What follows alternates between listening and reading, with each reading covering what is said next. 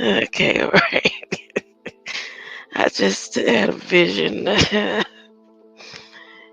Your vision is the imagination, right? Okay. I just had a imaginary moment. Huh? Because I'm sitting here figuring out, like freestyling on some little song I want to do about cacao, right? And as I'm looking at my screen behind the scenes, I see "cod" in my name, right? And on here twice. So, you know, when you got two screens up, so it says Zinka Zinka. And it's "cod" in there twice. So, in the vision, I imagine Kamala saying, you did all the work for me anyway. Your mama lied. She did pray with me. That's what I just imagined.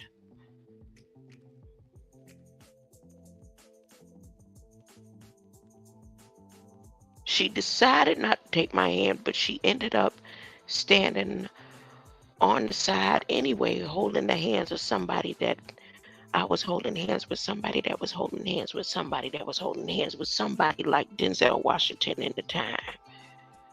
Huh? Because I'm pretty sure they did the hold hands in prayer at that time. I bet they did. Maybe, maybe not. But the way Shiver them work, just the tone, the breath, the stink breath that comes out. And no, not smelly. Stink and smelly is two different things. Huh? You can have a stench of fruit. You ever went into a fruit field and there's a bunch of spoiled, there's just so many done dropped. There's just so many and they ain't picking them up in time or something. In the orange fields, like the orange fields. No. Anyways, that's how her breath travels. Her breath travels like that because Biden said so. Are they going to be transparent or not? They're beating all around the bush to get the transparency. It shouldn't even take this long for them. They should just go ahead and be transparent now. They don't need to send no letters. They could be transparent now and then type it up afterwards, like they always do. Gotta wait till 2000s, because if they be transparent now and say it out loud instead of putting it in a notice and all that, like if they get it in all the news stations all at once, this is a national transparency announcement for the whole world. We're going to give everyone an hour to get to your TVs, or we're coming into your phones at our own will. We're just going to click on and start leaving a message like we do the Amber Alerts, like we do the weather alerts. We're going to give you a long, drawn out transparency message, and then we're going to type it up or have it typed up, AI type it up as we're speaking. Why it got to be so much all the beating around the bush stuff? I don't get it. I don't get it. Obviously, it don't matter if they write it or if they would write it. It doesn't even matter, because according to somebody that I put their video in my community post, they said they at the United Nations today, they said what's his name, Putin tore up contract, and that's why things going away. Oh, so you can tear up contracts now? So any kind of contract, if you tear it up, that makes it null and void. Did he tear it up on the copy online too? Huh? They are not being transparent. Ooh, they look at the videos they trying to put fear in people. Look kind of videos they got coming on in my algorithm. I should share my screen. I'm not gonna do that. I'm not gonna do that. I'm not gonna share my screen right now. No weapon. The United Nations. Oh, I feel pain right in the palm of my hand. Right palm, right palm, right palm, right palm, left palm. Okay, let me let you let you hear the first 9 minutes or a couple of minutes of this video. Delia, I appreciate you. All I am. That's all I am by Delia. Delia. Delia. That's what I was playing, the background music. Okay, here.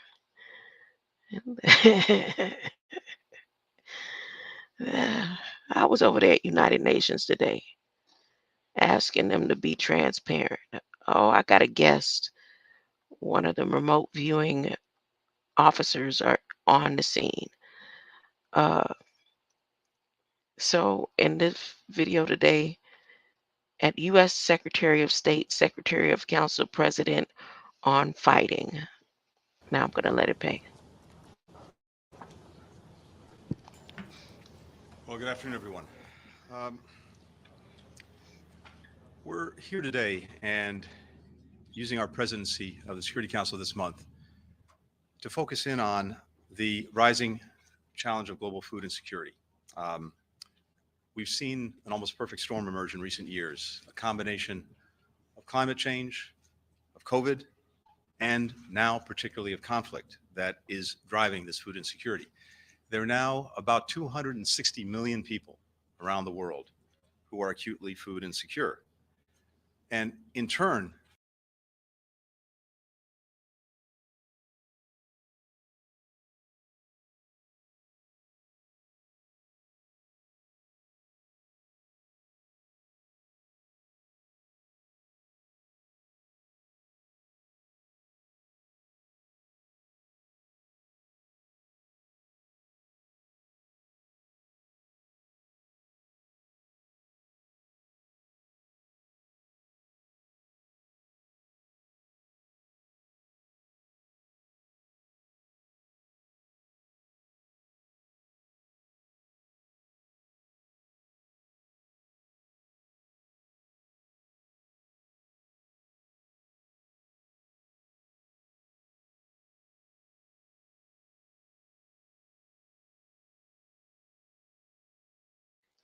See, I sat here talking away. I'm going to say it one more time. I was over there in the chat today at the United Nations, and I was asking a particular question. At one time, United Nations slowed me down, uh, blocked me for a second. Somebody, whatever, whoever deals with their media, and then they released me. So since they released me, I was respectful. I didn't say anything, but I asked a few questions. Hmm? I could go into detail like I just did. I wasted my breath those little couple of minutes. Um, but you can also go and listen to this video for yourself. Not this one right here, but the one that he's referring to. So the meeting that they had, he's just giving a briefing about it. This food insecurity itself drives conflict, it drives forced migration, it stunts growth, both physical growth and economic growth. It holds countries back, it holds people back. The flip side of the coin is we're also increasingly seeing food being used as a weapon of war for leverage, for political purposes in conflict after conflict. So we wanted to put the focus on both of these challenges: rising food insecurity and at the same time the use of food as a weapon of war. We just have 91 countries uh, commit in a joint communique to ending the use of food as a tool of war. That in and of itself is a powerful statement, and we urge others to join. Of course, the place where we're seeing this most immediately and most acutely is in Ukraine, where, as part of Russia's aggression, it initially blockaded Ukraine's ports, uh, in effect, blocking the export of grains to the world that Ukraine had been a key country for providing. Then, thanks to the good work of the United Nations Secretary General and Turkey, uh, an agreement was put in place that allowed grain to flow through the Black Sea Grain Initiative. While that agreement was in force, um, more than 30 million tons of grain were able to get out of Ukraine and to markets around the world. Well over half of that to developing countries, and in fact, two-thirds of the wheat to developing countries. It was the equivalent of 18 billion loaves of bread. A few weeks ago, Russia tore up that agreement. The result? A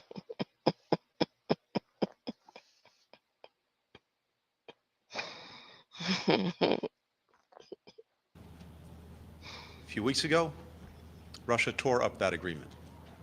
The result has been rising prices for countries around the world. The result has been a diminution in the access to these food products, particularly for developing countries. Um, and as we've seen, Russia's actions since then, not only in tearing up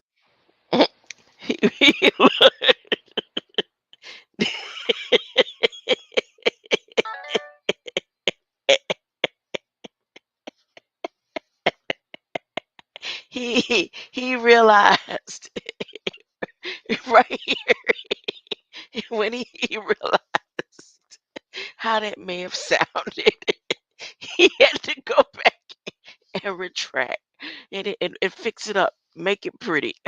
One more time. One more time. rising prices for countries around the world. The result has been a diminution in the access to these food products, particularly for developing countries. Um, and as we've seen, Russia's actions since then. You did your stress uh, at the wrong point. Wait a minute. Not only in tearing up the deal, but in intentionally targeting Wait. Particularly. for Hold developing up. countries. Let me let me slow it down. Well, let me slow it down. Oh, here we go. Ready?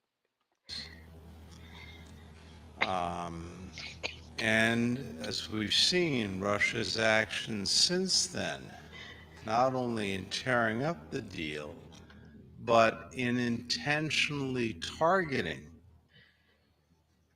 This is where he's trying to convince everyone that's looking in the camera. Look, his eyes changed straight black right there. Look, look, look, look, right there. See that? I'm not making it up. I'm not making y'all look at this. What you thought it was fake? You thought it was fake. You thought it was for fake. Wait a minute. Here we go. We've seen Russia's actions since then, not only in tearing up the deal, but in intentionally targeting food silos in Ukraine, literally destroying food. He put the spell. Y'all see? Kitty, kitty. Wait, here we go. Intentionally targeting food silos in Ukraine, What's a food silo? literally destroying food, as well as If Russia is destroying food, how come they was able to give Africa so much free food, huh? What kind of chemicals did they use to dolly up? the means to produce it, while holding ports and sea lanes at risk to prevent countries from shipping these products out of. Risk? Wait a minute. I missed that the first time. Wait a minute. Wait a minute. Wait a minute. Here we go.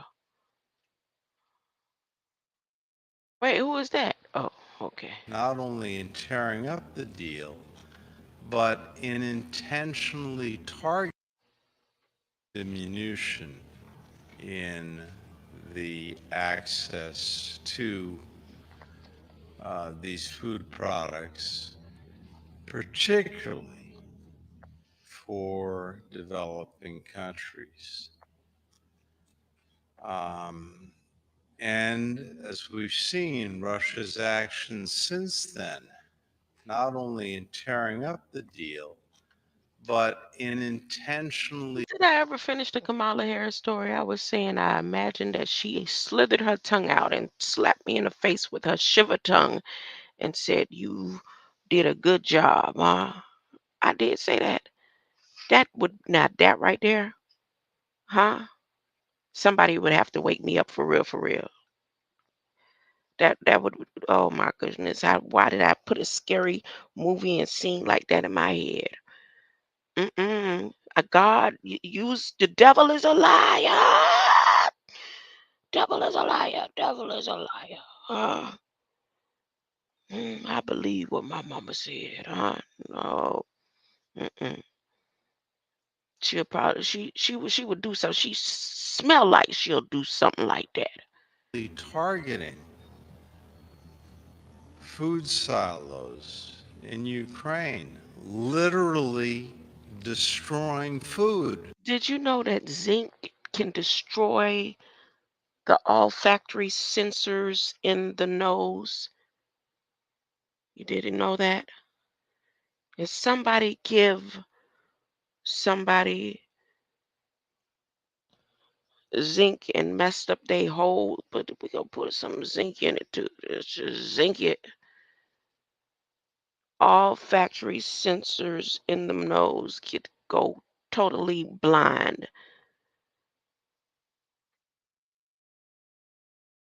if inhaled. Too much zinc is inhaled.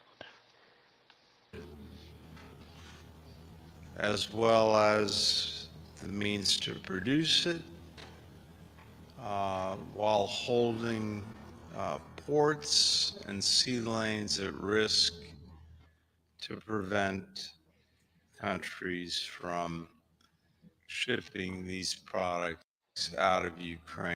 Okay, this is to all the behavioral um what you call it, investigators, the detectives, uh, the ones who study body language and all that. Y'all see what happens when he says risk and how he looks down. This United Nations talking to the world, y'all. But they're also talking to the demons and the spirits, people on the hierarchies of the spiritual realm. And they have to be transparent. So they speak in code all the time. No, no, they don't. They don't do that. They don't do that. They been being transparent. That's why they're doing this whole big scheme about being transparent, right? Okay, no. All right. Look. Look, look, look, look, look, look, look. Ukraine, literally destroying food as well as the means to produce it, while holding ports and sea lanes at risk to prevent countries from shipping these products out of Ukraine and to the people who need it.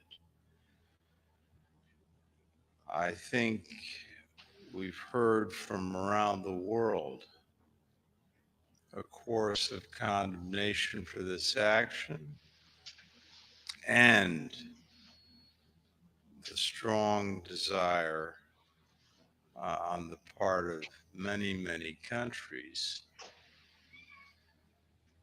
that this arrangement be put back in place. And it's very simple. It's on Russia to decide whether to do so. Of course, it could end the war that it started tomorrow, and that would solve the problem definitively. But short of that, at the very least, the world is insisting that it restore the Black Sea Grain Initiative.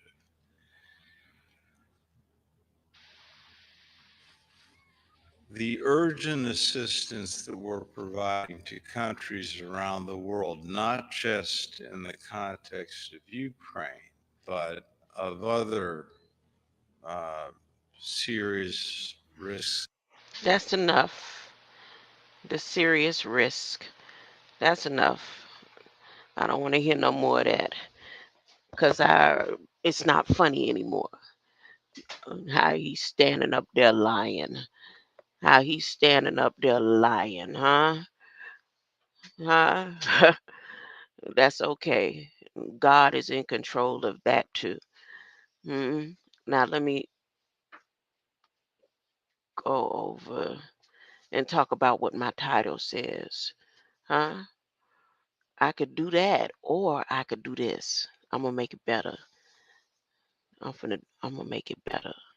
I'm gonna make it better than the FAR program I was gonna talk about. Oh, they done cut me off. I done oh come oh there we go. I'm gonna make it better. Hold up.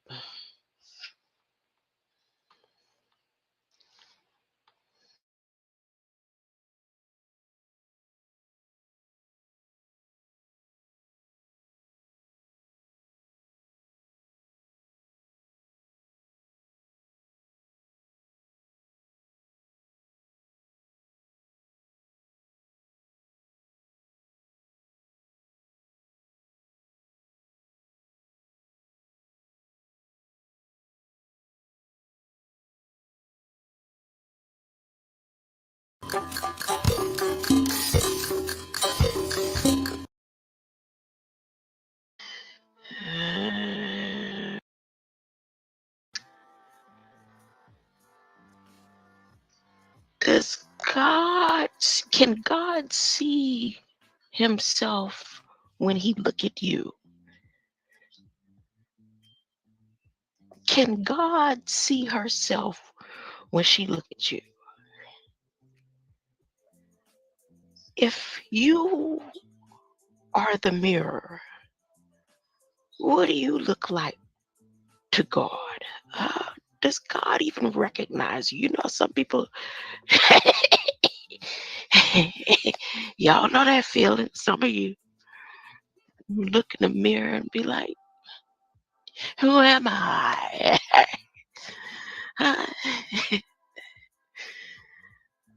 stare in the mirror long and hard, waiting for something to jump out. Ain't nothing jumping out. Just standing in the mirror like, dog, what? Daring to see a ghost. Can't see no ghost or nothing. You gotta go watch a movie to see a ghost. Uh,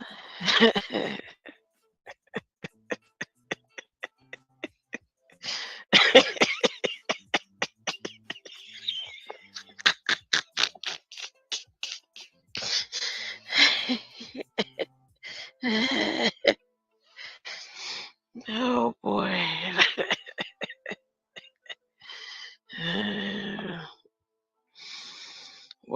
Well. Let me do a mic check. Make sure I'm coming in. Make sure I'm coming in real loud. Very loud. Loud and clear. Oh my goodness. What's that on the screen? Oh, what is that? All right.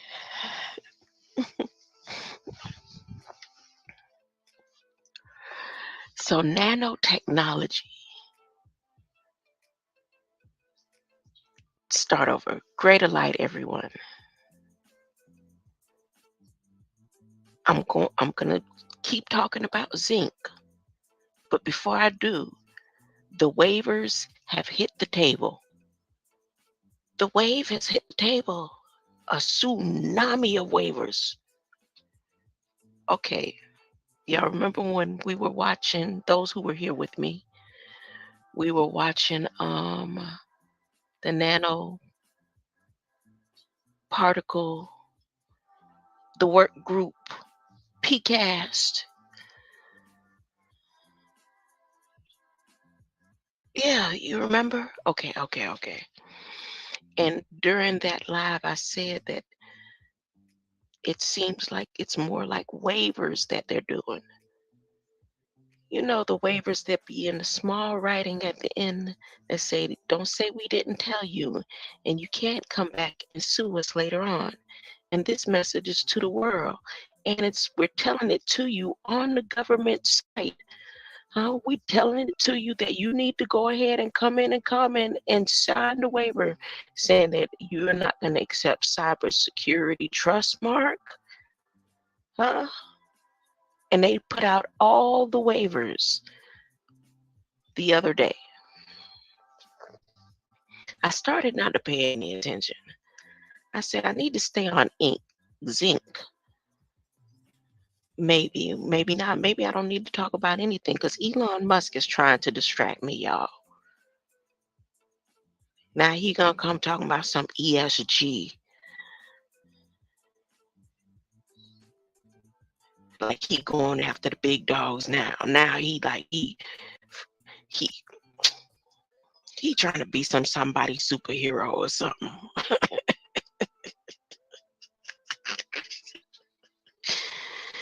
He said they need to be very transparent.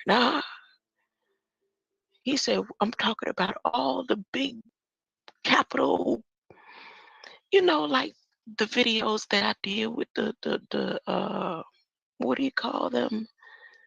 The people, the investors.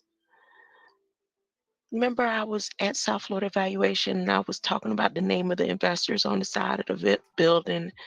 And then I took you to Brickell Avenue and showed you one of the investors' buildings. Huh?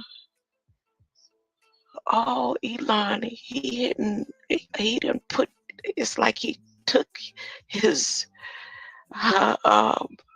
heavy falcon and said, boom, on the table. ESG, I did some investigation to see what he's talking about. He said, look, y'all, sit back and watch Pro. I can distract her right now. I'm going to give her what she desires. They got to be all the way transparent. Or, wait, what is it that he said? What did he say about ESG? Maybe he didn't say that. Maybe that's the artificially intelligent created media scam. Back to NIST. No, PCAST. I'm going to read this waiver. I hope I can get through it. Y'all know how I do. I'll start reading and get tired quick until you go there and read it for yourself, huh? But I sort of feel like this a bedtime story. So I might want to go ahead and complete it, huh? Let's see if I could do this like them long Bible study nights. When Bible study be getting good, you ain't even them nights you didn't even want Bible study to end. Y'all remember them nights? Y'all ever had any them Bible study nights? Look around Bible studies almost 1 o'clock in the morning. Y'all don't remember Bible study nights like that? Oh goodness. Let me see if I can read this. No. First, let me play the video. So that's gonna be an hour. I might not be able to read that one, y'all, because I'm gonna go ahead and play this nanotech PCAST message one more time before I show you the paper that they said would be released for the president to sign. And they sent it over on the 28th. And at the end of it says waiver, waiver, waiver. How many waves did they put in there? Let's see. Let's see how many waves they threw down in here. 1, 2,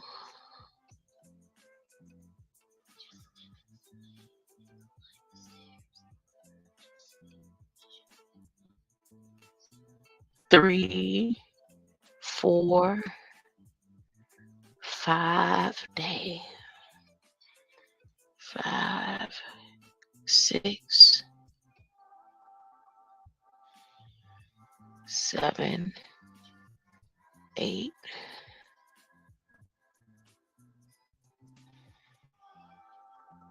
9, 10, 11.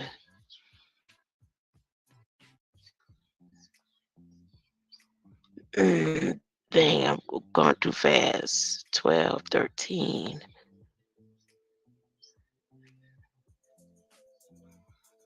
14, 15. Oh, they got so many waivers in here. They got the word waiver in here over 15 times. Deja vu. Here we go.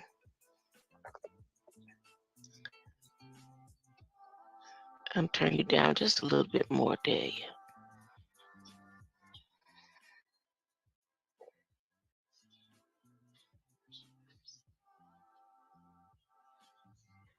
Executive Order on Federal Register and Development in support of domestic manufacturing and United States jobs.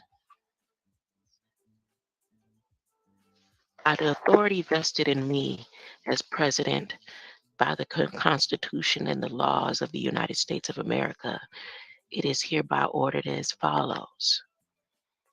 Section 1. Policy.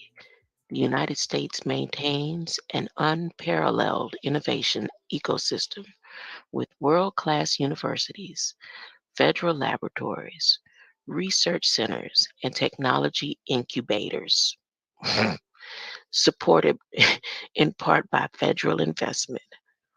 Our world is healthier, smarter,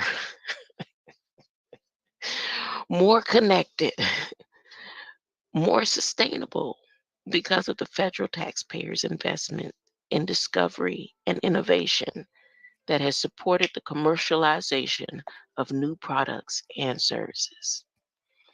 My administration has prioritized support for our unique innovation ecosystem by reinvesting across sectors in research and development, demonstrations, education, and necessary infrastructure to accelerate the transition of discoveries quickly from the lab to the marketplace. This investment is designed to produce cutting-edge technologies that support the competitiveness, domestic manufacturing capacity, and well-being of the United States economy. United States workers, our communities, and our national security, ensuring the commercialization of federally funded inventions by United States manufacturers while maintaining intellectual property rights will build on the successful legacy of the United States in spurring economic growth and enhancing United States competitiveness through research and development.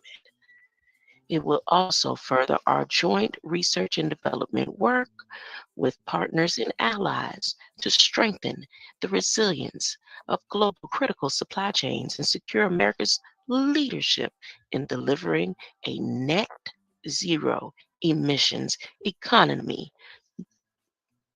by no later than 2050. Pause.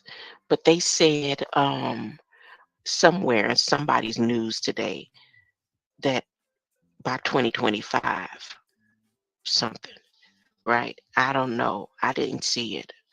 Somebody told me it just went across the screen. Therefore, it is the policy of my administration that when new technologies and products are developed with support from the United States government, they will be manufactured in the United States whenever feasible and consistent with applicable law. Are they talking about fentanyl? What are they talking about? I don't know because they got a whole oversight, 42 pages that needs to be reviewed by somebody. Coordination and consultation.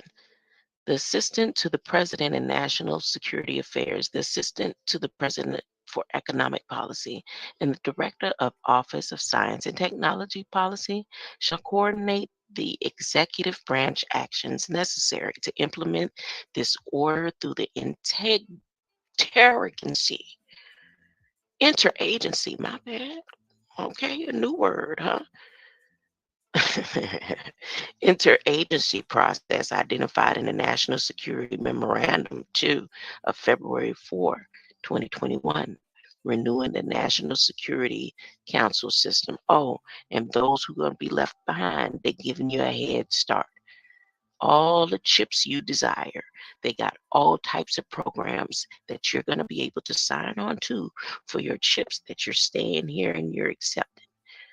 You need to take one of these programs that they have out here for you. I'm telling you, I'm going to go over that too.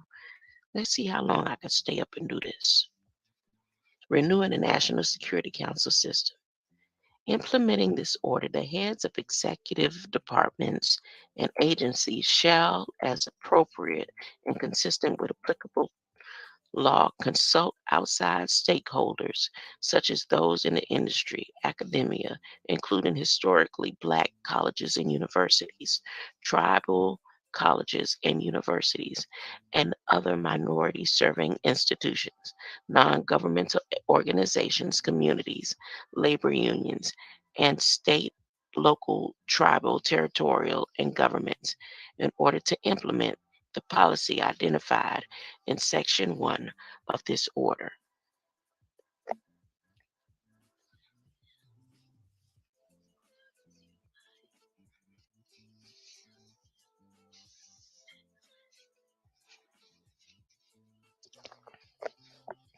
In order to implement the policy identified in Section 1 of this order, I can't do it. I can't read it all. Somebody else will have to read it. I will do you the favor of showing the bottom of the screen where it's just saying waiver, waiver, waiver. This is a waiver to the United States. This is a waiver to all the American workers. This is ensuring the future of made in all America by all of America's workers. Bidenomics.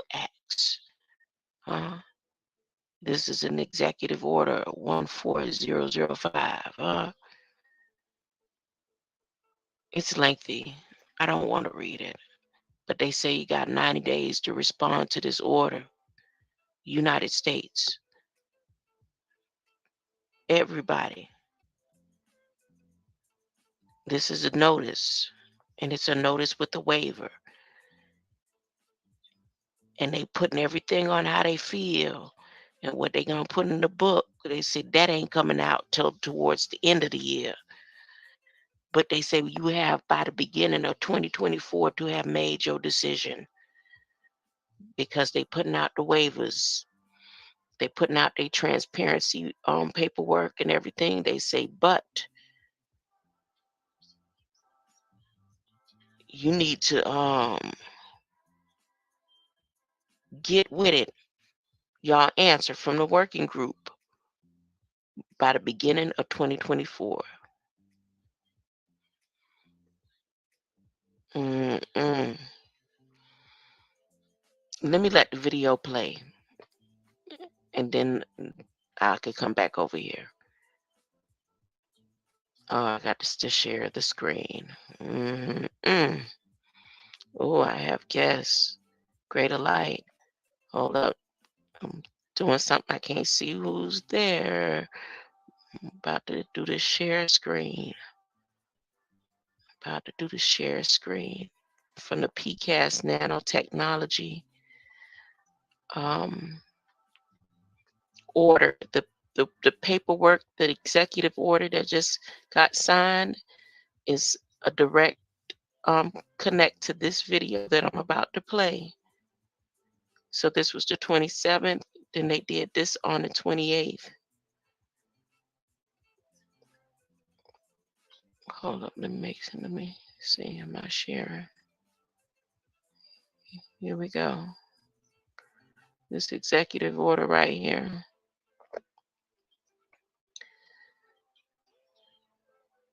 And they said they was going to release the paperwork.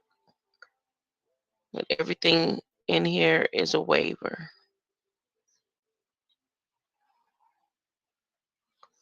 On top of this waiver, since now they put transparency out there on the table, now Elon Musk coming with ESG to make them be even more transparent.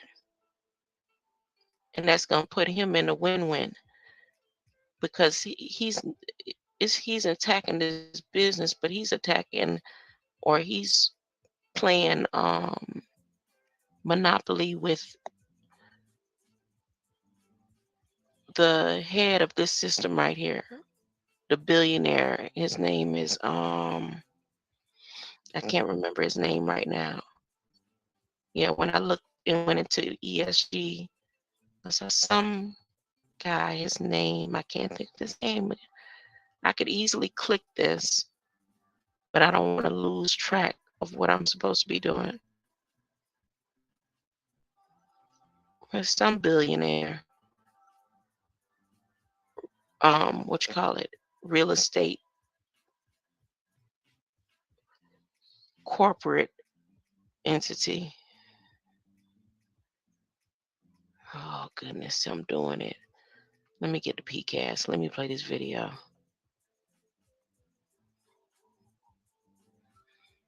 Oh, and one more time, let me see who it is that it come over here to chill out with me. Perry, King Ellis. Yeah, I'm all over the place right now. I'm all over the place. Welcome, everyone. I done got my I'm Arthi feelings. Prabhakar. I'm one of the co-chairs of the President's Council of Advisors on Science and Technology, and I'm really happy to be here with my co-chairs Maria Zuber and Francis Arnold, and our wonderful group of PCAST members. And warm welcome to everyone who's joining us from the broader public as well. One thing I want to note before we dive in is that the next meeting that's in September will be in person in Washington. And I'm always happy to see the tile of faces, but it's always much better when we're together. So we're very much looking forward to that. I want to remind everyone that this meeting is public. It's being recorded. And this recording of the meeting will be available on the PCAST website for anyone who misses the live stream and wants to see it. And with that, I'm going to hand it off to Maria to moderate this first session about a PCAST letter to the president. Okay, great. Thank you very much, Arthi. And let me also extend my welcome to PCAST members and the public. We're going to talk about science engagement here today. Science communication plays a crucial role in today's world. as No, let me scientific advancements and discoveries are constantly shaping our lives mute and the future of our myself. society. Effective science engagement involves conveying complex or unfamiliar concepts in an understandable manner to audiences that include policymakers, the general public, and other stakeholders. For example, accurate and up-to-date information forms a critical contribution to decision-making in areas such as public health and safety, environmental regulation, semiconductors, AI, you name it. Conveying scientific concepts clearly and transparently builds public trust and facilitates adoption of science-based outcomes that could improve or even save lives. For all these reasons, the topic of science communication is of great interest among the members of PCAST. So now I'd like to introduce PCAST members Phil Venables, Vicky Sato, and Saul Perlmutter, who are the co-leads of our Science Communications Working Group, and they'll present the results of their deliberations and answer any questions from PCAST members. So Phil, Vicky, and Saul, take it away. Thank you, Maria, and good morning to everyone. I'm Vicky Sato and one of the co-chairs of this working group on science engagement. I'm pleased to open the presentation on the proposal of the working group addressing the topic of advancing public engagement with the sciences. We look forward to your feedback. By way of reminder, I will say that PCAST reports require public discussion and voting by the entire council, with the opportunity for contributions from the public. Recommendations by PCAST reflect the independent judgment of the council and are not subject to any interagency review or approval. Next slide, please. The broad topic of effective public communication on matters in science and technology is of high interest across the council, and this is reflected in the composition of the working group. We have benefited from the contributions of members who span social sciences, life sciences, mathematics, physical sciences, academia, and the private sector. This diversity of expertise has enriched our discussions and analyses. Next slide. In addition, we have had the benefit of input from external experts in the field of science and community engagement, as well as the experience and perspectives of representatives from a number of government agencies. Next slide. As Maria mentioned in her opening remarks, our work centered around the fact that the innovation and progress driven by science and technology impact everyone. From climate science to medicines to space exploration to artificial intelligence, what scientists discover and invent touches all of our lives. But the language of science can be complex, and the evolving nature of science understanding is not static. How can we communicate more effectively with the public on matters of deep importance to individuals, families, and communities? Continue the slide, please.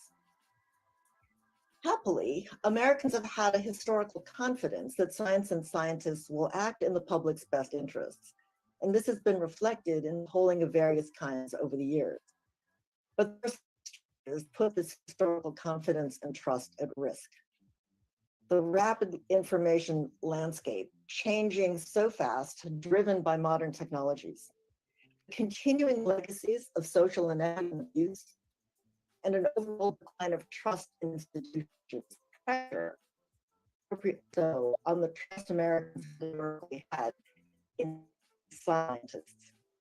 Americans want to have their values and priorities considerably in decisions that affect their lives.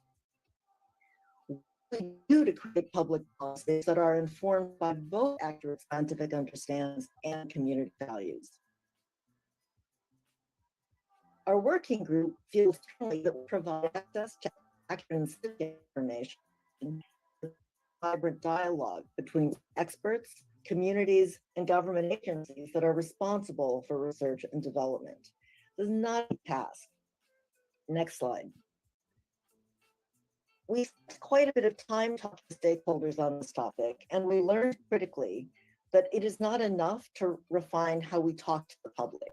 We can talk more loudly, we can talk with greater specificity and earnestness, but in fact, what we really need to do is more listening. And this is a message that we heard loudly across the demographics that we surveyed. We must create both opportunities for community dialogue and incorporate the fruit of that dialogue into policies that better incorporate the needs and values of the community. How do we do this? Next slide, please. Happily, we have found that over the past half century, examples of community-informed science policy have been rich, informative, and constructive, and occasionally and enlighteningly contentious. Neither the concept or the practice of it is new, and we include examples of this kind of community dialogue in the report. What we need now, we think, is to shine a brighter light on the importance of this kind of dialogue. Right? And we have chosen to advance our idea, and a brief letter president highlights the importance of the need for our world-class science and technology agents to amplify their engagement with the public. The letter is simple, it's direct, it is supported by a number of efforts conducted by the National Academy, by the CDC, by Health and Human Services, by the Office of Science and Technology Policy that underpin the data that supports the idea that enhanced community engagement, skillfully and transparently done, can be an important force for improving our engagement, conveying science advancement, science change, and science challenges with the community. My co-lead Saul Perlmutter will continue the presentation by describing our specific recommendations to the president. Saul, over to you. Thank you, Vicki. Well, good morning, everybody.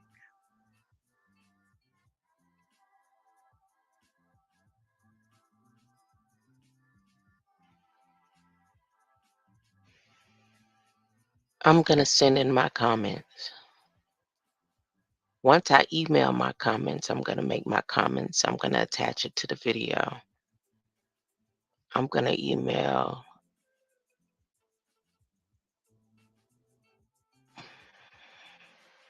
I'm going to email them. I'm sending in. If you go to Federal Register under this executive order, you can post your comments or leave your email, leave your response. They have the links for the comments to respond. I mean, it's the people, excuse me, for the people to respond. And you have them, hold on, where is it? Had that pepper in my throat. Hold on. Goodness gracious. The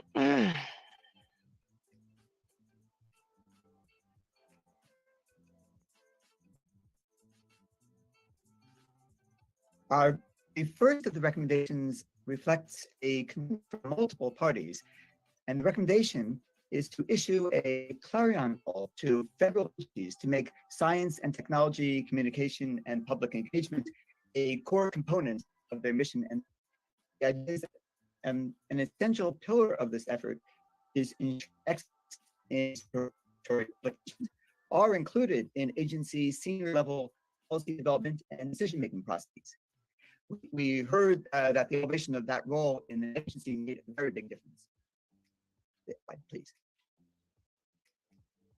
We also heard clearly that there is real expertise needed here.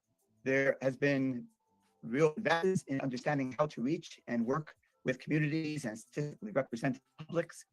And the expertise is even more necessary in a federal context with FACA and Paperwork Reduction Act rules. And so the recommendation too is that we establish a new to support federal agencies in their continuing efforts to develop and build participatory public engagement and effective science and technology community. But this office should consist of individuals with a range of expertise who can partner with or deploy to the agencies, including in the use of engagement and cutting-edge digital technology. The two that one in the management and budget, and the F within the government administration. So the intent here, of course, is that the agencies should be able to find expertise. Also, when it gets deployed to the agencies, this may provide a source of recruitment. If I go to the next slide, please, I'll describe a little bit of some of the feedback that we've received already on this. First, we should say that we had a very enthusiastic overall response, and so not only for the event, but also positive feedback for the letter. People may be surprised to hear. There is go to each of these in detail, about just a few of them. Is that we can changing the idea of the expertise in policy development in recommendation 1 to having input to it. But in the end, the working felt stronger imperative needed. But we were hearing that this had not been enough in previous situations in the agencies. One of the other concerns on here is, although there was a very strong desire, a very good support for the recommendations to mandate to the agencies to have these capacities, one of the responses raised the concern that the new office might detract the in-house. And here we really wanted the first sentence of our recommendation to emphasize that this new office should be a supplement, not supplant, the agency efforts. And of course, the thought would be that it's difficult to build this expertise, and that this office would actually then be able to be recruiting not only for the one office, but it would be a way of all the other agencies of this kind, and eventually recruiting them. So, so in the next, let me just conclude then by echoing, going back to Vicky's main points, by quoting from the last paragraph of the letter. In part because of the historic leadership of the United States in innovation, in medicine, energy, digital technology, space exploration, and many other areas, we are recognized as a country of almost unlimited possibilities.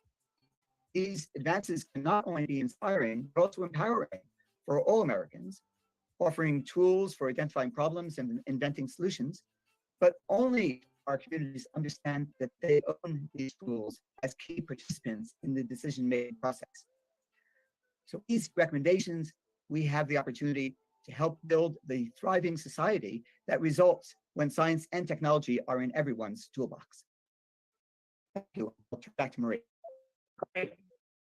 Thank you very much, Vicki and Saul, for that very clear and concise presentation of the results. So, so get your questions ready, Zoom hands, and let me start out with Chair's prerogative. So first of all, let me convey my personal enthusiasm for this report and topic. This is so critical in order for the public to really understand and communicate with how science can be helpful to them. So thank you very much for that. Did you in your discussions and explorations, did you collect any information or get input on the best way to structure the individuals who work in engagement within the agencies? Okay, so what the difference between a single office within an agency where you can deploy people versus in given areas to just have people embedded who are engaged in it. Did you do any investigations into that? We had, as part of our deliberations, we talked to people at the U.S. Digital Service as well as people in GSA who participated in structures like this. And Phil, you might want to talk a little bit about the example of the U.S. Digital Services and the different ways in which that group has been effectively accessed and deployed by at different times. Yeah, that's exactly right. So I think, the reason we were kind of like the US Digital Service as an example is this is one of those things that balances providing a central capability that enables a set of expertise to be developed, but to Vicky and Saul's point in the slides, it doesn't supplant the needed expertise and capability in the agencies. So as the agencies grow and integrate this function across their various different teams, they can pull on this central service. And that's been the same case you've seen in as agencies have expanded their technology and technology innovation using the digital service to do that. I think in terms of what we saw from some of the agencies, but also in some of the private sector organizations that we consulted with, one of the core elements of success in organizations that drive this type of communications is to have that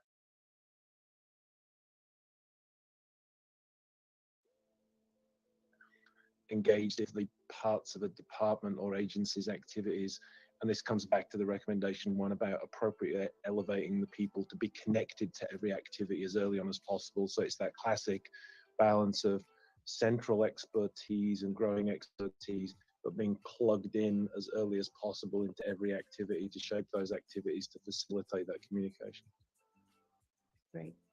Thanks very much. Okay, the next question, we'll turn it over to our co-chair, Frances Arnold. Thank you.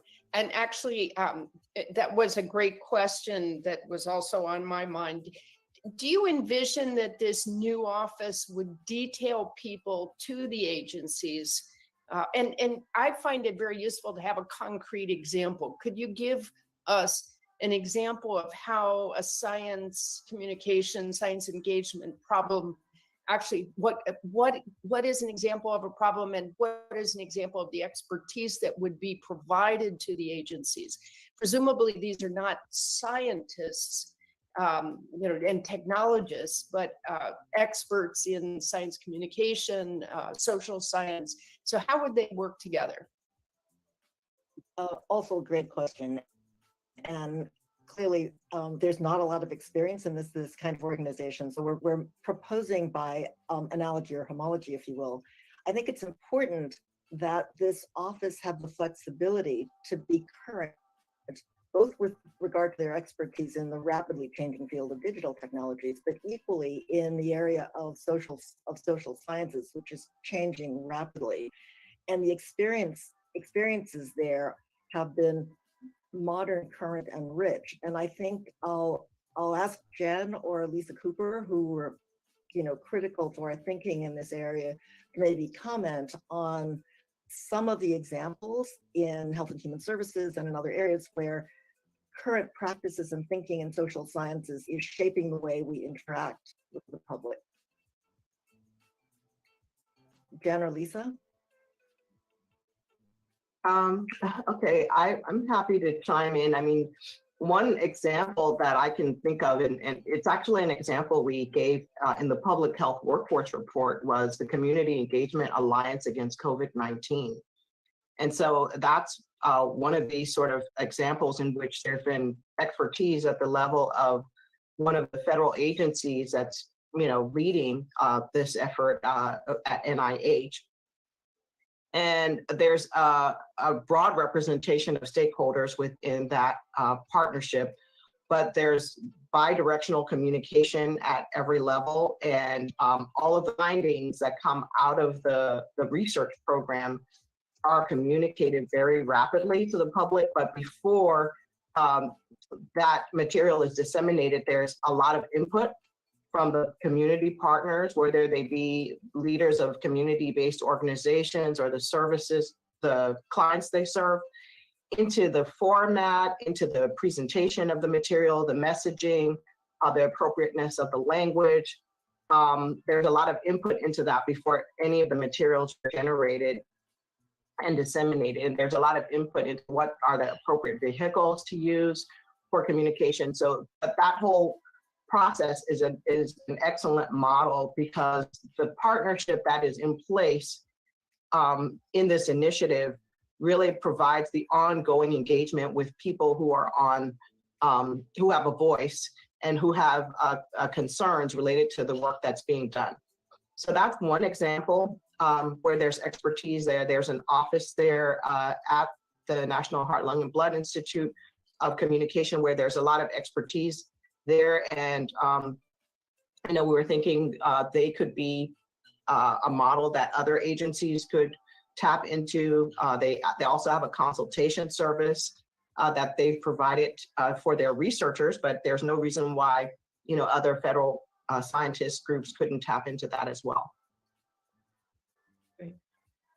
Jen Richardson, do you have anything to add on this? Yeah, I would just add also, you know, the broader community of social sciences, especially people with expertise in sampling, are required to actually know what different communities think about different emergent technologies. And so you also have a phase in all of these efforts for outreach to really get an accurate picture of what people in various communities think about the question. And that requires separate expertise than some of the straight communications talent that we want to see.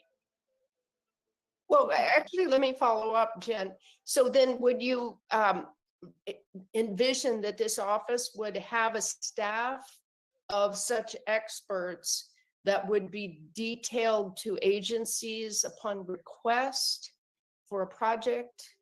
Is that correct? And it might be in teams. So given what the actual question is or the problem is, the team would say, okay, this is what you need. First, you need someone to help you figure out what this community that you're interested in connecting to thinks about the question. We can help you develop a survey, deploy it, analyze it, give you the information. Then we can move forward with, okay, how do we, you know, answer this call, you know, broadly speaking? How do we help you message in a way that is effective? And of course, that's also something that should be tested, not based on intuition. But aren't there other mechanisms by which you could engage the broader community of social scientists to get involved as well? Rather than have just a staff. I don't, probably not in this problem focused way, right? This agency has this question or this set of problems, and we need someone to answer them, as opposed to what social scientists are doing in their own sort of basic research. We could probably imagine that the experts would know how to, you know, what outside contractors you hire to help build a representative sample for different purposes. So that would not be unusual, but I think it does take expertise even to know how to, what it is you're asking for in that purpose. Yeah, I think, you know, when you look at other examples of this, the engagement can be a spectrum of things, from, you know, small consultation to seek advice through to full-scale deployment of detailees for extended periods to build the capability in an agency, and then everything on that spectrum in between.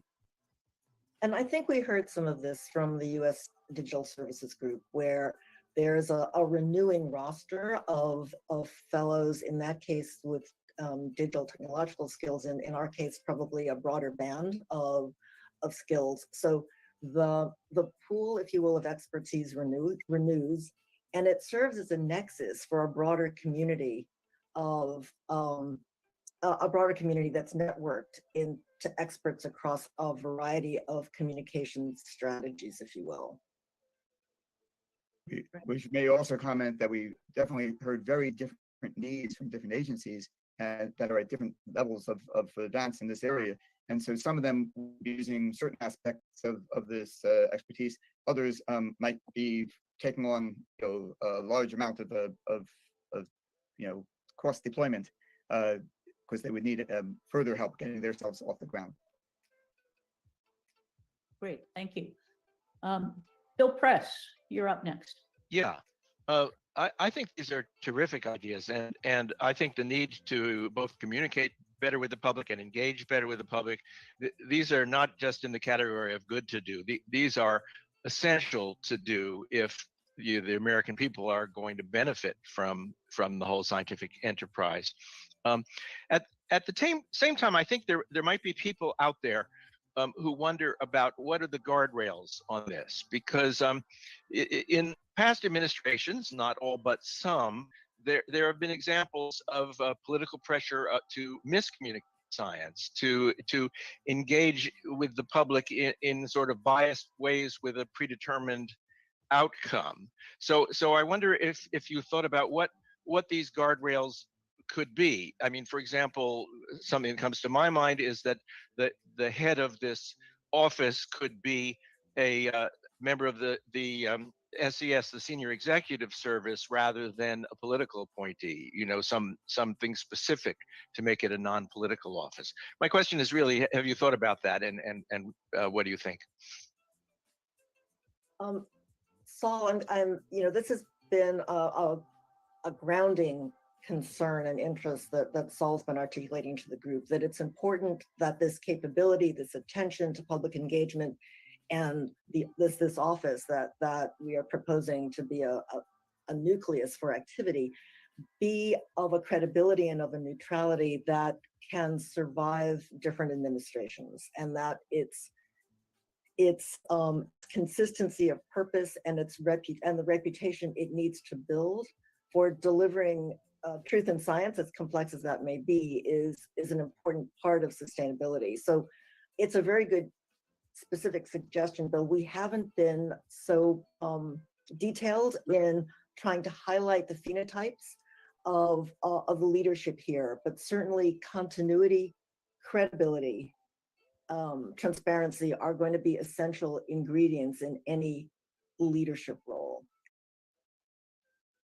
And maybe the one other thing to echo, is to echo, Vicky, your earlier point from the slides, that very much of what we were trying to design was something that had a lot more capacity to listen as opposed to just speak. And we're hoping that that listening would be of value to all administrations, and that it would provide some longevity. Great, thank you. Andre Goldsmith. Thanks so much, and thanks to the committee for this excellent report and set of recommendations. My question is around the role of universities in partnering with federal agencies here. Are they part of the solution or part of the problem, or both, in terms of how to really engage the general public? And then also specifically, how do we engage some of the best science communicators, like people like Isaac Asimov or Stephen Hawkins, who really have engaged the public in their imagination around science? Thanks very much.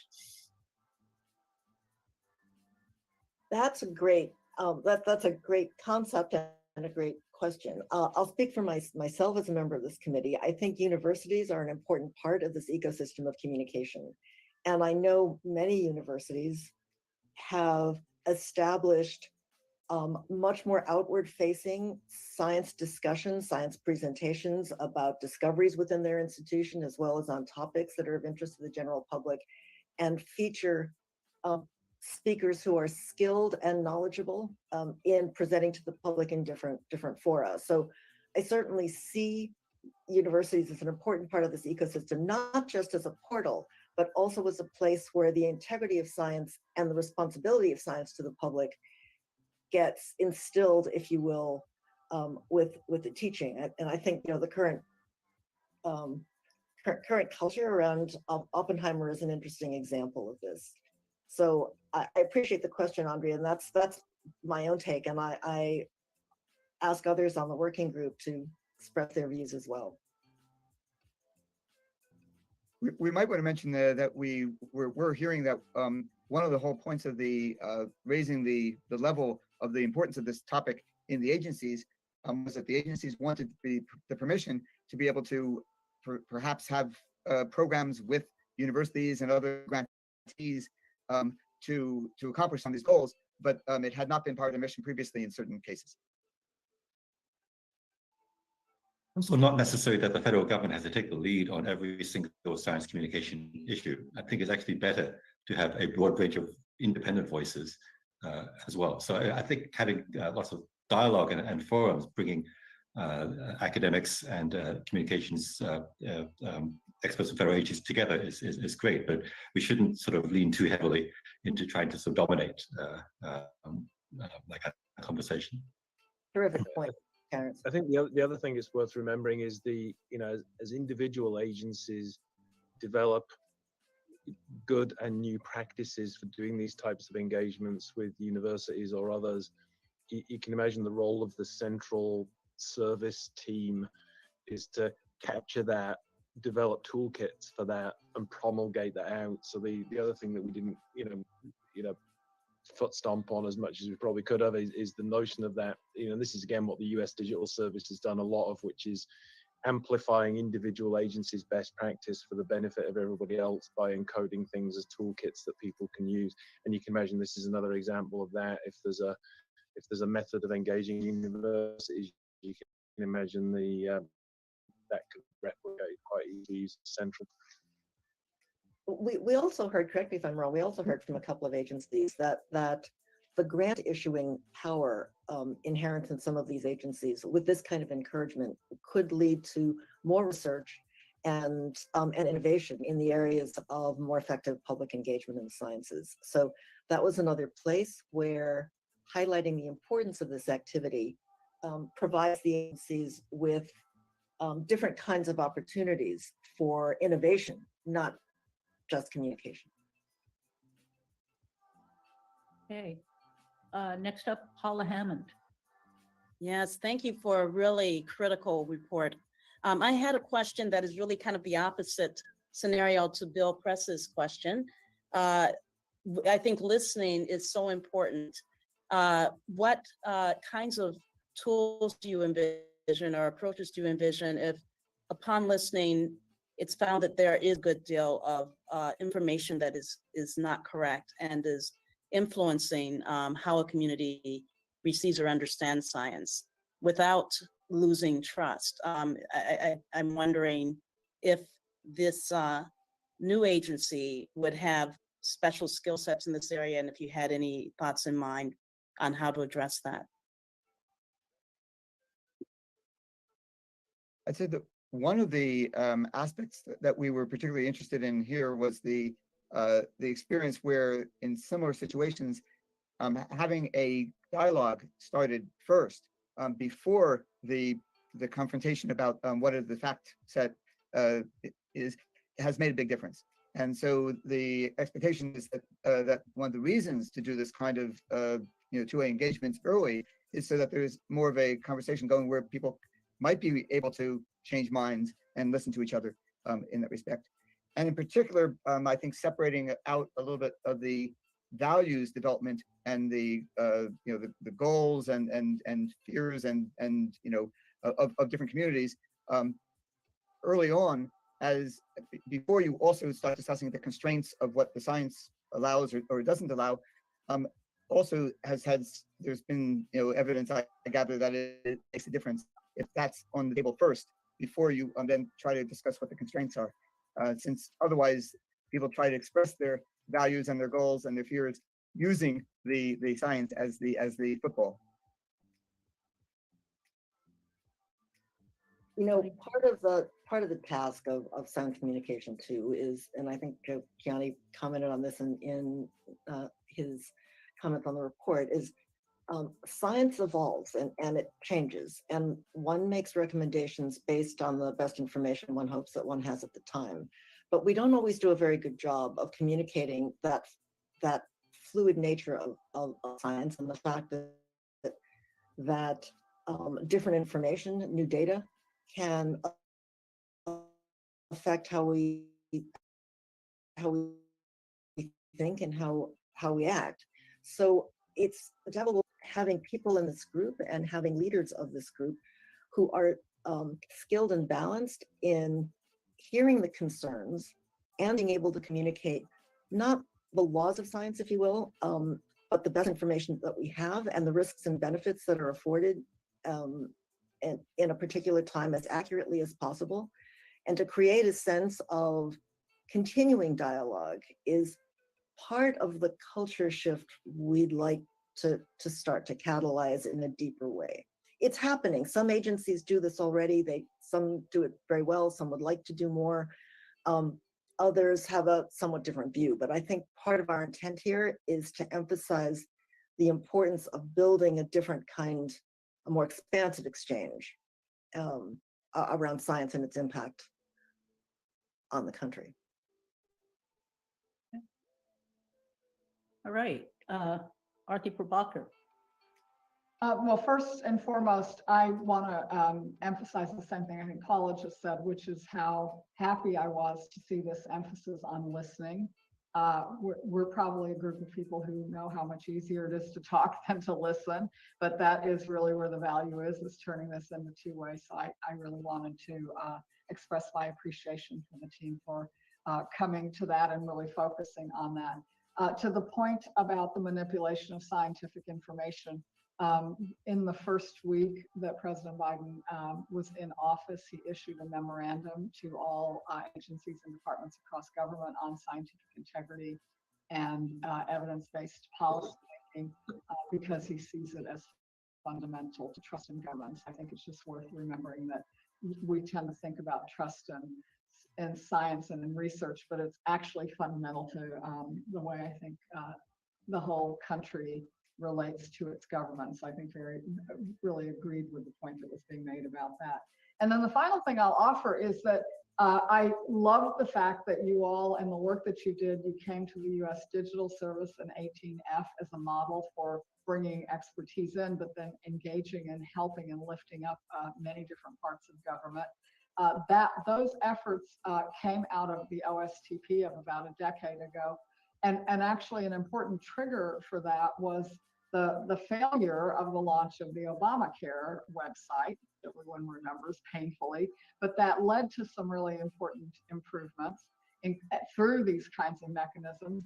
And I've often thought about the fact that when I returned to public service in 2022, actually things had gotten extremely better, and now websites that deliver crucial information and services, we just take for granted that we actually can do that across government.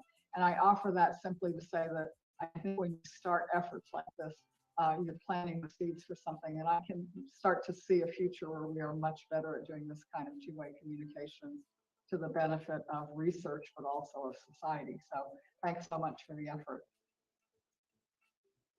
Okay. Eric Horvitz. Well, thanks. And I have to say it was such a lovely working group, and I enjoyed every minute of it. On the listening question, then, one thing that came up in our discussions was the notion that the world has changed quite a bit in the way various organizations listen and learn about populations, including multiple digital tools that are just foundational now in, for example, commercial sales and marketing.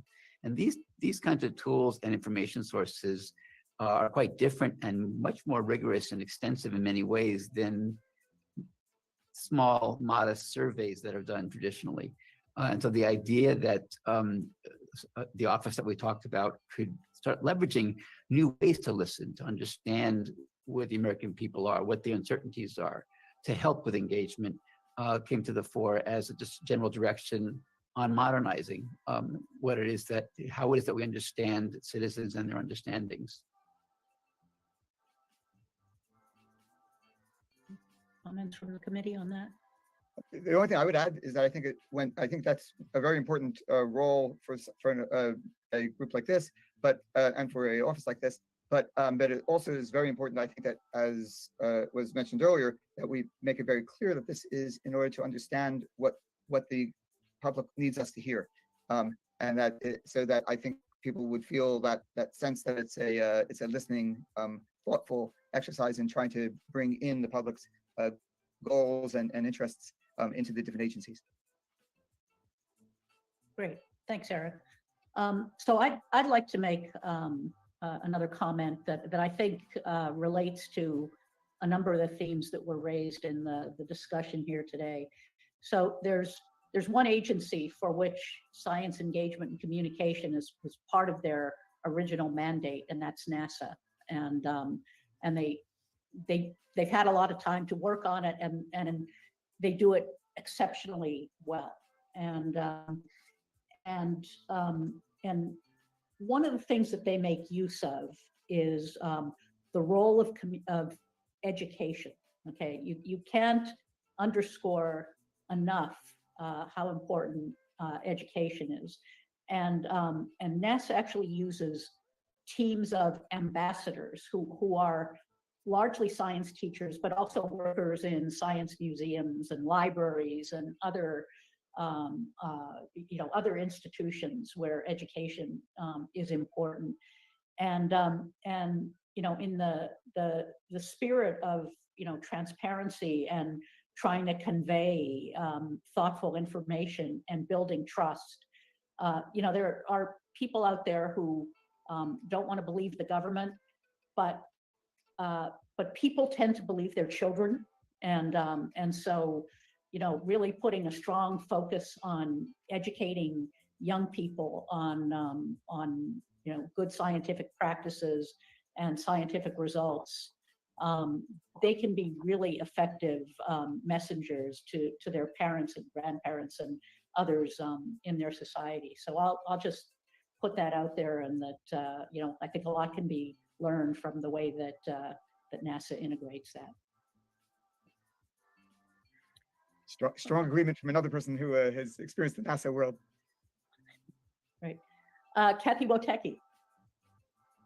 Sure, just to continue this conversation a bit and extend it, there's another model too, and that's the cooperative extension model that is even older than NASA, dates back to 1914, and where the land-grant universities have educators in almost every county that are engaging with the public beyond the traditional educational conveying of information based on agricultural research or human nutrition, to help them with economic development, and more recently bringing data science to local communities to help them better analyze information that they have, visualize it, and help to make better data-informed decisions at the community level. So there's a lot to learn from the different approaches that different agencies have taken to this mandate, and perhaps more resource too available than one agency might not know about what NASA has done or what USDA's experience has done. So that's super encouraging as well. And we also see this office as a place where agencies can exchange ideas and expertise. We heard this from the agencies that we've talked to, that on this topic, there is not as much exchange of capability, ideas, expertise as is probably optimal or efficient. So it's very heartening actually to hear about the different models that exist, and it's almost like a deep and rich root system that can be tapped into with some renewed energy and hopefully some renewed resource. Great, thanks for that, Kathy. Laura Green. Thank you. This is a really terrific report. It's something that's near and dear to my heart. And I've been involved in some public engagement, I'm sure everyone here has. And the Magnet Lab actually has it as part of their mission, public engagement and education. And so we've had visits from DOE laboratories to try to learn this stuff as they're expanding. And I've heard a lot of famous people tell me that, and you've probably heard this before, that public engagement, everyone is inventing their own new flat tire. And it's a little frustrating when we go around and try to educate people to not be afraid of people who are educators at heart. They're trained for instructional design, and they work with the scientist or whatever, and you can make it work. And I think having this I'm very excited by this letter, because I think it has a lot of promise to really carry this information, just as Vicki was saying and Kathy was saying, across agencies, and to make sure that that line of best practices is held open. And thank you very much. This is very exciting. Great. Thank you, Laura. It's been a fantastic discussion. Are there any additional comments or questions before we bring this letter to a vote? Okay, in that case, I think we can do a voice vote here. All PCAST members who are in favor of accepting this letter to the president on science engagement, could you please make that known? Aye. Aye. Aye. Okay. Anybody opposed? Anybody abstaining? Okay, that's great. We have unanimous support for this. So, so let me thank, well, all of us co-chairs would like to thank Phil Venables, Vicky Sato, Saul Perlmutter, Lisa Cooper, Eric Horvitz, Jen Richardson, Terry Tao, and our staff for the efforts that went into this report. It's really fantastic. Let me tell everybody that the letter will be formatted and copy edited before its release, and we expect this to occur in mid to late August. So when it comes out, it will be published on the PCAST website. So congratulations to the working group. And I'll now turn things back over to Arthi to close out this part of the public session. Thanks all for a great discussion. We're now going to take a break before the next session. We're going to break for, at least it's lunch here on the East Coast. I don't know what meal you might be in the middle of. We're going to reconvene at 1 p.m. Eastern, and we'll see, the Zoom will turn off. So come back for that for those of you who are joining us from elsewhere. Thank you. Great. Thanks, everybody. Hello, I'm Frances Arnold and co-chair of PCAST. I'd like to welcome back all our PCAST members, as well as interested members of the public, to this assessment, this discussion of the PCAST report to the President on the 7th assessment of the National Nanotechnology Initiative. As you might know, nanotechnology burst onto the science and engineering scene in the 1990s, when we discovered that nanoscale objects could exhibit these novel and incredibly interesting and useful properties that we don't see at larger scales. We were at the beginning of a revolution in our understanding of the world at that scale. And the National Nanotechnology Initiative, NNI, was introduced in order to help the United States stay at the forefront of this exciting new field of nanoscience and nanotechnology. Over the subsequent years, amazing new methods were developed to probe the nanoscale and deliver knowledge and understanding of how such systems behave. And importantly, we learned how to manipulate matter at the nanoscale, which enabled us to bring to market whole new products in everything from energy to biomedicine. Thus, much of the NNI vision has been realized, such that nanoscience and nanotechnology are embedded into our products and into our thinking. I'd like to now introduce Lisa Su and Bill Daly, who co-lead the PCAST working group to assess the National Nanotechnology Initiative. They'll present their assessment and then answer questions from PCAST members. Lisa and Bill. Very good. Thank you, Frances, for that introduction. And my name is Lisa Su. I'll start, and then my partner, Bill Daly, will also help me with this. So again, next page, please.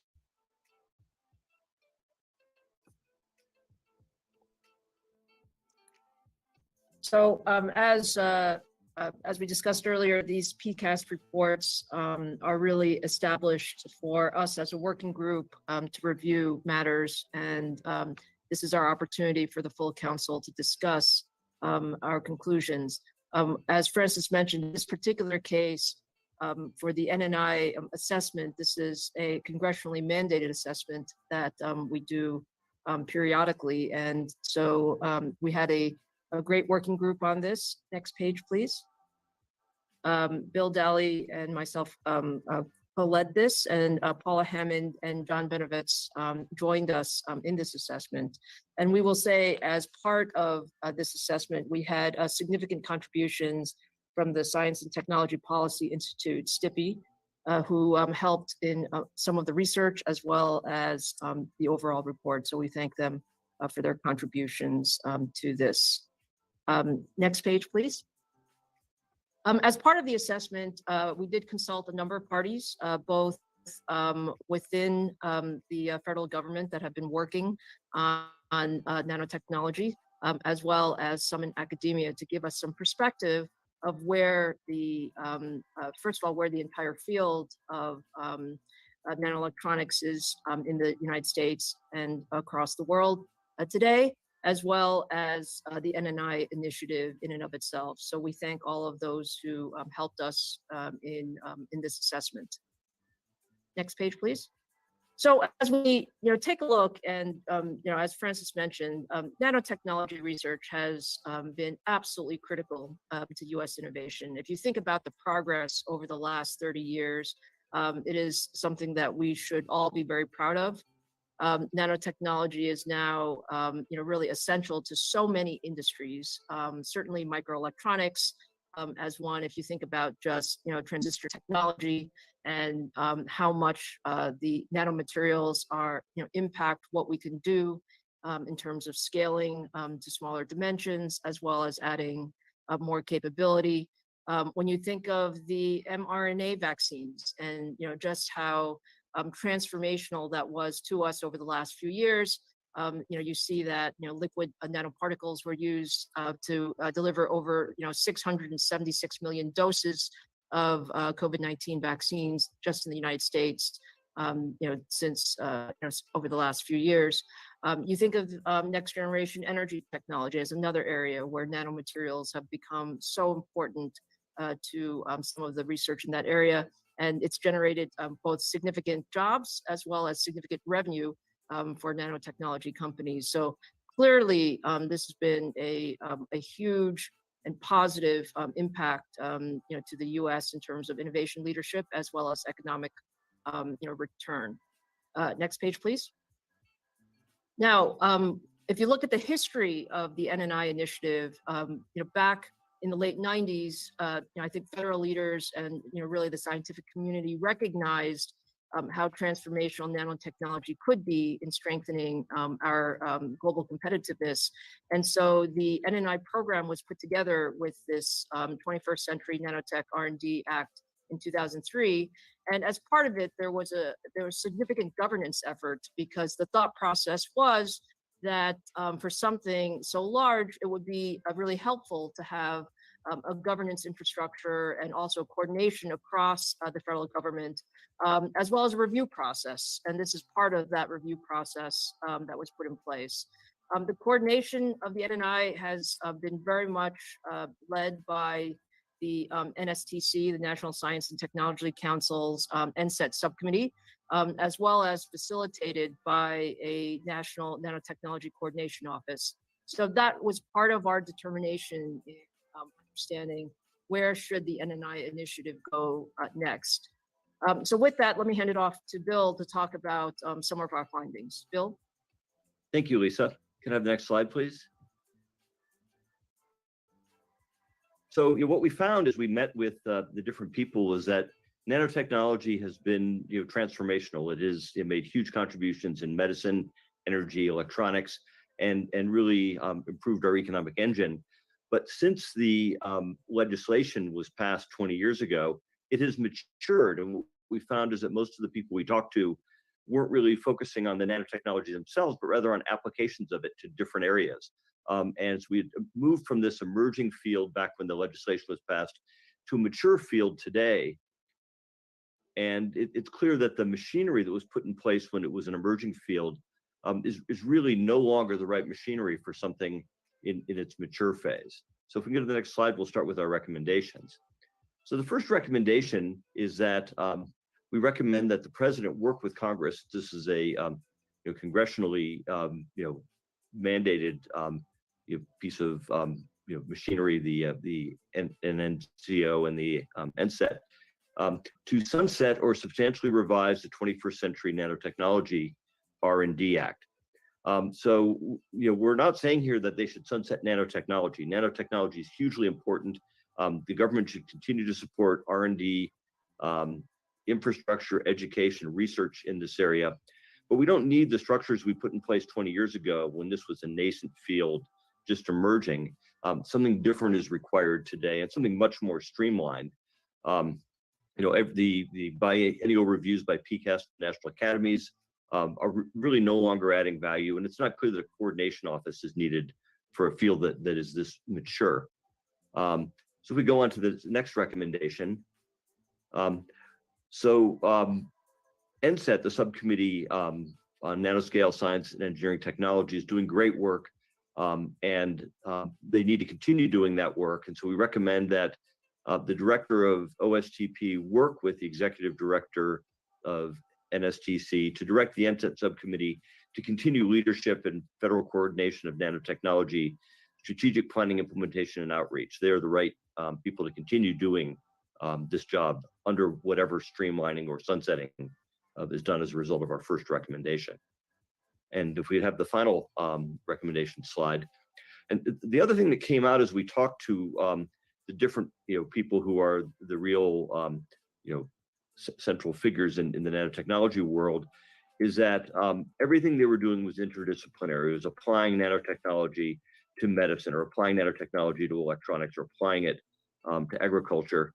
And there are huge workforce issues. A lot of what we're limited by is talented people who are trained, not just in nanotechnology, but in one of these other disciplines as well. So final recommendation is we recommend that NSET enhance experiential learning programs for nanotechnology students and scientists to become the collaborative multidisciplinary workforce that's needed for nanotechnology and other technologies to move forward. With that, I think we can turn this over to the question and answer period. Great, thank you very much. And I'd like to encourage members of PCAST to answer questions, to address questions to the working group and all members of the working group. So I just want to clarify something, especially for members of the public who might not be familiar with all the structures. You want to sunset part of it, but you're encouraging NSET to continue. Could you distinguish those structures? So we're recommending that the law that was passed in 2003 and passed with no time limit, it would continue forever, has really finished its course, and that they should sunset the legislation. And the legislation establishes things like the coordination office. But nanotechnology is still a crucial technology and needs to have something like NSET, facilitating the interaction between different agencies. So why don't you explain briefly what NSET is for the public? Okay, so NSET is a subcommittee of the NSTC. It's the subcommittee, if I can remember the acronym here, for nanoscale science and engineering technology. And so it is a subcommittee whose primary function is coordinating with different federal agencies that are involved with nanotechnology, so that their work dovetails well together and is not duplicative and doesn't leave gaps. And they're doing a great job of that. What we would like to do is to encourage them to continue that work. But a lot of the other machinery established by the legislation is really no longer required now that nanotechnology is a mature field. Thank you, Bill. I'll just chime in because maybe it's helpful. Bill, I think you really encapsulated it. The National Science and Technology Council is a long-standing coordination body with many different committees and subcommittees that spans federal R&D and allows for a platform for coordination, because just as in nanotechnology, there are many areas where different funders and performers of R&D are working with some commonalities across a base technology. They might be pursuing different aspects of it. And we think, I think from what you all have described, nanotechnology fits perfectly into that. The National Nanotechnology Initiative and the legislation that Congress passed almost 20 years ago, that was saying we need to build a new foundational area. And I think this group has done a terrific job of laying out the progress that's come from that. But now the fact that the existing coordination structure is what I'm hearing in this report, you're saying that's adequate. And I think that makes a lot of sense given the maturity. Thanks. Thanks very much. I think PCAST and the public will be grateful for a little bit of color there. Laura Green. Yes, Artie, thank you. Thank you very much for that explanation. That was along the lines of the question that I asked. I like to think of this as that we did such a good job in our own nanotechnology development that we've gone into the next phase, and you explained that very well. So I just would like to hear a little bit more about the coordination. For instance, in my field, we're doing less correlated electrons and more nano, what's going to be the next qubit. It's a very different kind of physics. That's also nano. I was on one of these committees that gave the Kavli nanoscience to Casper-Chris-9. That's also a nano. These are extremely broad areas. How do you think it will work to coordinate these so the applications and also further science going back and forth isn't lost and goes across agencies? And let me also add, there's a lot of funding that's gone into establishing nano centers around the country in different laboratories. And we don't want to, how would we repurpose those or make use of those? Big question. Thank you.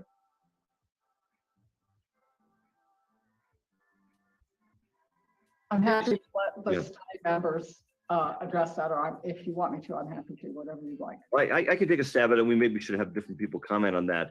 So, again, I think what is being recommended here is not that nanotechnology or the infrastructure, the shared R&D facilities, or any of that be sunset. What we're recommending is that the legislation, which mandates a certain coordination structure and periodic review, be sunset.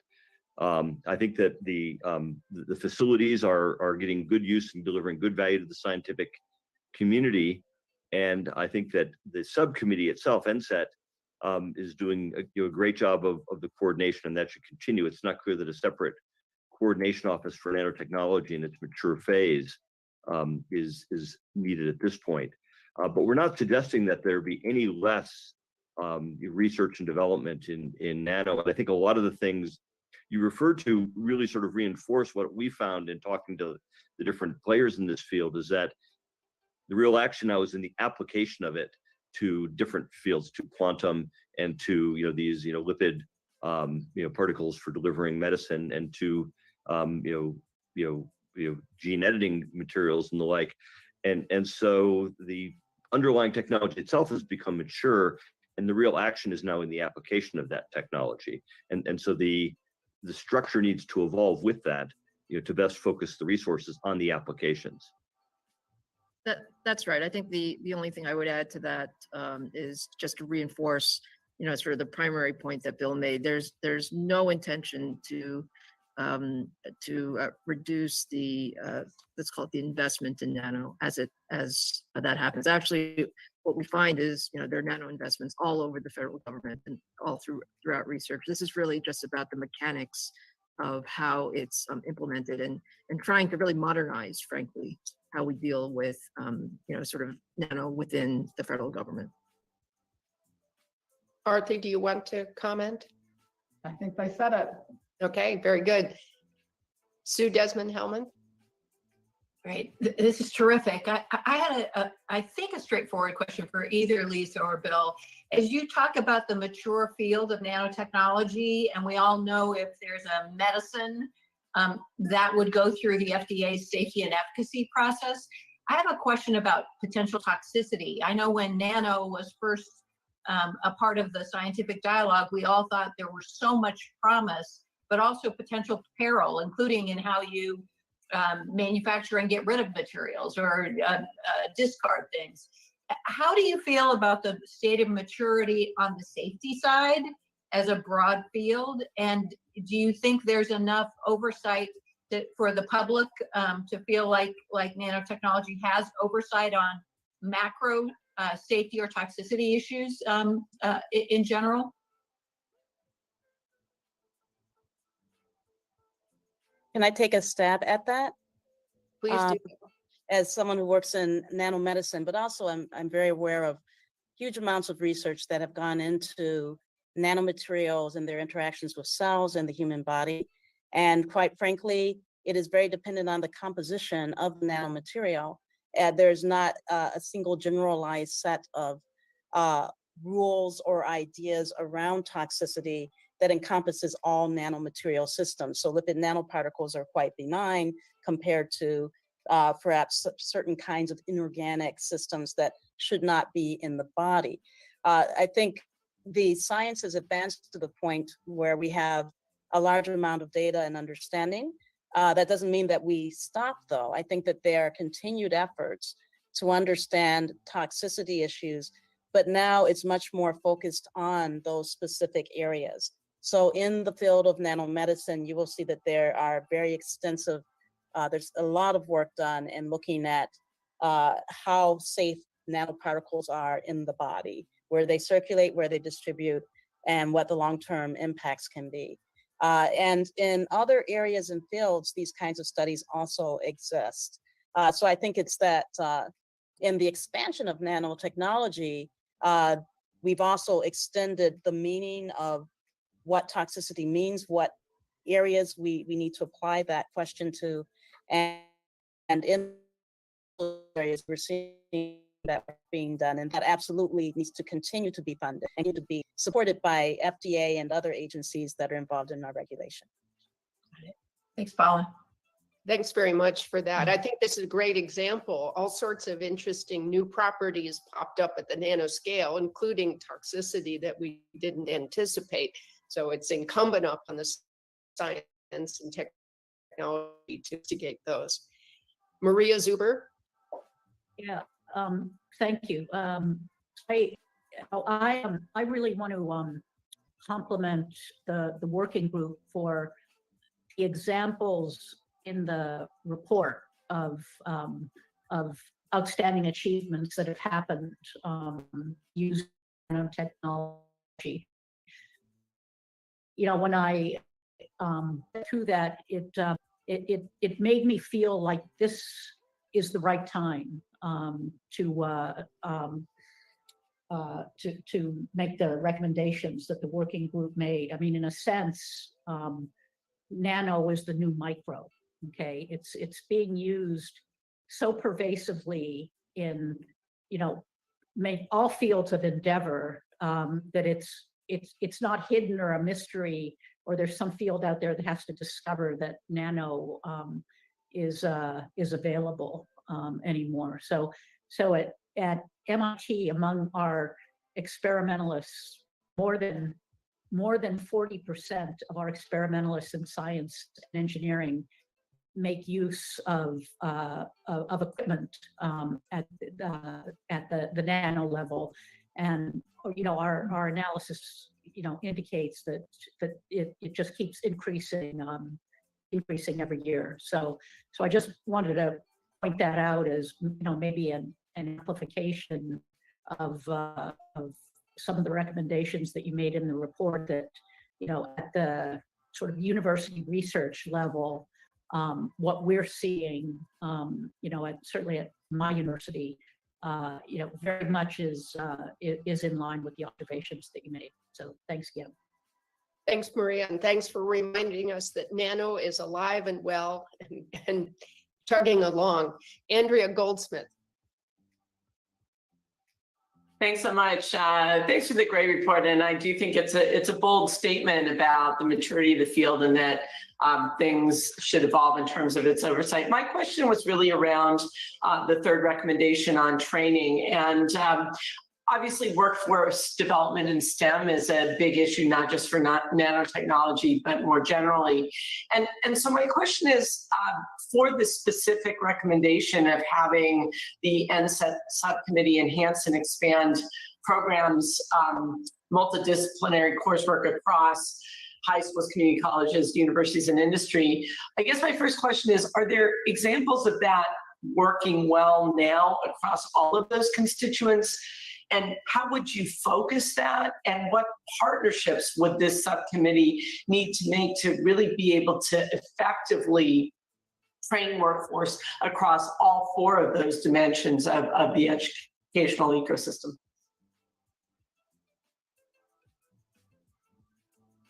Who would like to take that? I can take a little stab at it. I think the real intent here was really aimed at sort of graduate level education, where I think people become specialized, and the intent is for people to become multilingual in that specialization. So they can be, nanoscientists and biologists, and nanoscientists, and material scientists, and nanoscientists, and semiconductor device specialists. I agree that there's a huge need for STEM in general, but that's sort of a broader need than we were trying to address with this recommendation. Yeah, and Andrea, this came up in talking to some of the academia that we interviewed in terms of, when you ask them, what is the one thing that can help, and the thought process was it is about encouraging students, graduate students, researchers to really take the time to be multidisciplinary, versus getting very narrow in a field. And I would say that the NSED subcommittee, as well as some of the NNI efforts to date, have focused in this area. This is really trying to encourage them to double down in the new environment, to think about where can the coordination really help to broaden sort of the this multidisciplinary approach. So it was more around the university students, as Bill mentioned. Well, that goes along well with the observation that nanoscience is now embedded in our products and technologies and moving towards the applications. So the scientists and technologists who work on the applications really do need to understand both sides, the inherent technology as well as the application. All right, Vicky Sato.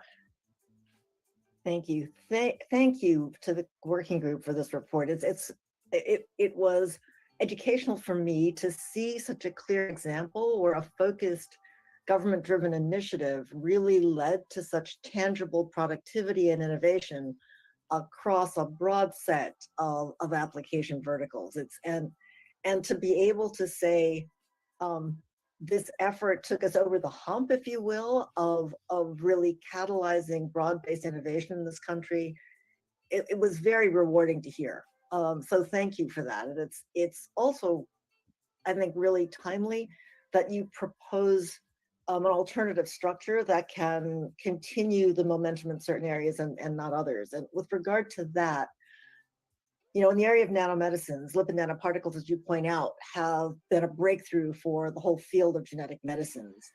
But we're also at a point where new innovation in this area may actually get us beyond delivering those medicines to very restricted tissue avoiding types. I appreciate your presence. My question is I'm gonna go ahead and shut this off and continue it tomorrow. Mechanisms for making sure that please go over to White.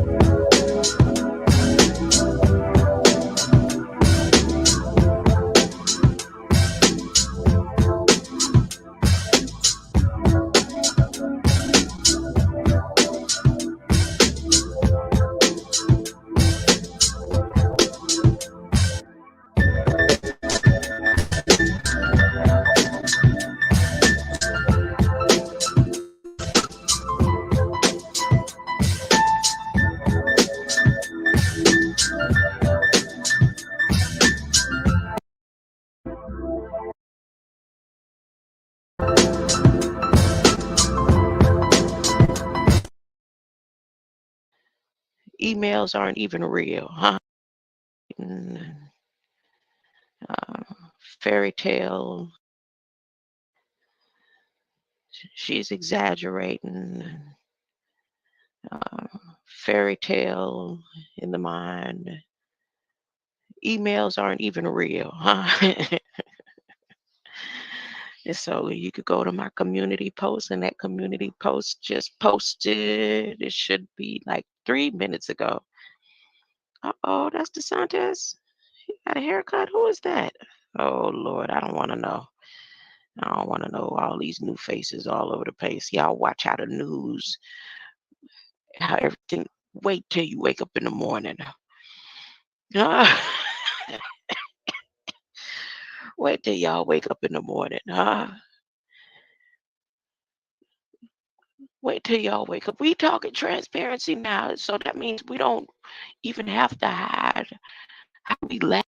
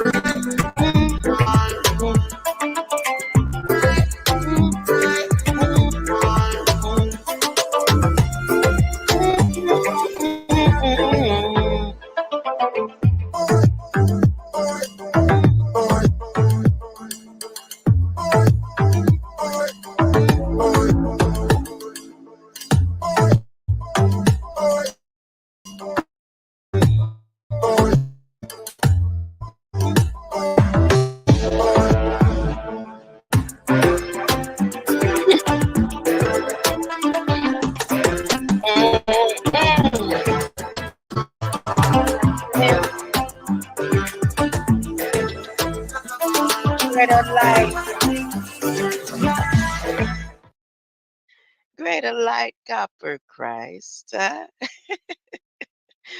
Greater light, greater light, greater light, greater light. I had a song in my head earlier, so yeah, I'm gonna sing just a little part of it. Huh? Wait a minute, but first I need to know.